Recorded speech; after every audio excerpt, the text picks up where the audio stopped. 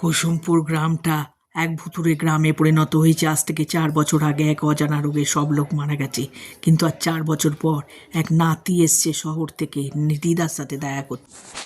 উফ, কি অন্ধকার! আমাবস্যা বোধহয়, চাঁদের আলোটুকু নেই। ট্রেনটা এত লেট করলো যে রাত্রি প্রায় 1টা বাজে। এখন কি করি? নানির বাড়ি তো এখান থেকে স্টেশন থেকে আধ ঘন্টা দূরে। আরে আরে, এই গরু গাড়ি, দাঁড়াও তো দাঁড়াও তো। দূর, এটাও চলে গেল। কি যে করি! নানির বাড়িটাও তো ঠিক চিনি না। আরে ও খোকা বাবু, তুমি গিরিবালা দাসীর নাতি না? চলো, আমি পৌঁছে দিচ্ছি। তোমার নানি তোমার জন্য অপেক্ষা করছে। ও, নানি বোধহয় আমার চিঠি পেয়ে লোক পাঠিয়ে দিয়েছে। যাক, ভালোই হলো। কি একটা গরুর গাড়ির আওয়াজ পেলাম। ও, আমার নাতি এসছে। নাতি, সেই এলি বাছা। কত দেরি করে এলি, কতদিন তোর পথ চেয়ে বসে আছি, তুই কিছু জানতে পারলি না। দাঁড়া, দরজাটা খুলি, তোর খাওয়া দাওয়ার ব্যবস্থা